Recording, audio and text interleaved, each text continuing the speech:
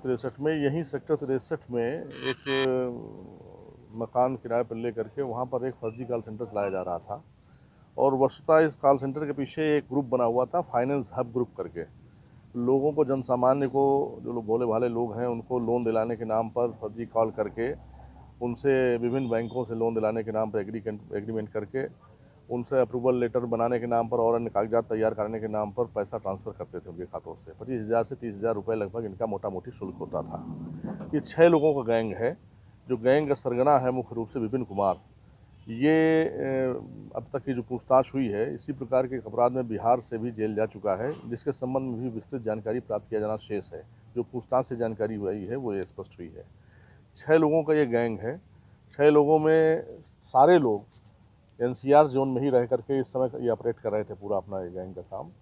दिल्ली, गाज़ियाबाद और गौतम बुद्ध नगर।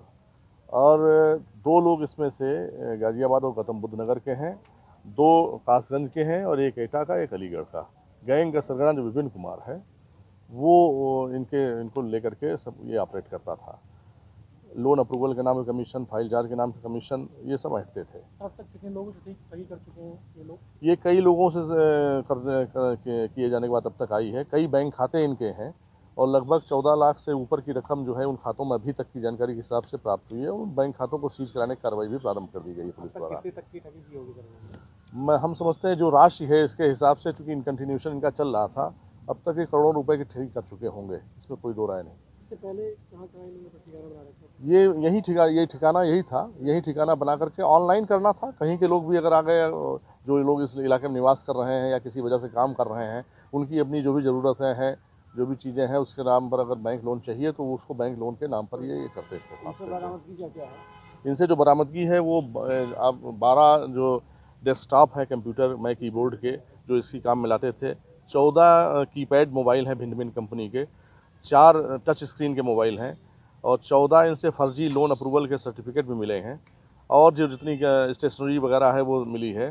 3 गाड़ियाँ मिली हैं, कार हैं, जो इनके परिवारीजनों के नाम पर हैं। किसी के वो इसी अपराध करने के काम में प्रयुक्त की जाती थी और वहीं से बरामद हुई है। सर, सेक्टर 63 पुलिस ने किसी ने कंप्लेंट की थी या पुलिस को नहीं, पुलिस को सूचना मिल रही थी। ये आप जानते हैं कि नोएडा में जो है साइबर क्राइम का एक पूरा हब बना हुआ है। तमाम जगहों से लोग आकर के इस काम को यहाँ कर रहे हैं। तो विगत में भी कई कार्रवाइयाँ यहाँ से हुई हैं। उसी आधार पर इस गैंग के ऑपरेट करने की सूचना मिल रही थी। कई बार लोगों के माध्यम से मिलती सूचना, तो हम लोग लगे हुए थे और इंटेलिजेंस के माध्यम से अपना मैनुअल भी कर रहे थे। उसी के आधार पर जब जानकारी मिली तो इस सटीक मुखबिरी के आधार पर, जानकारी के आधार पर ये कार्रवाई की गई है। आगे आ जाओ बिल्कुल कुर्सी के पास। बिपिन बोले, छोटे वाला कॉल करो, छोटे वाला करो।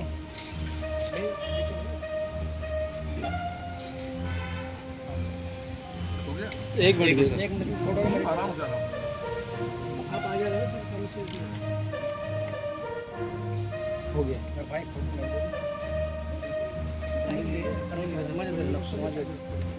अरे यार भाई, एक सेकंड।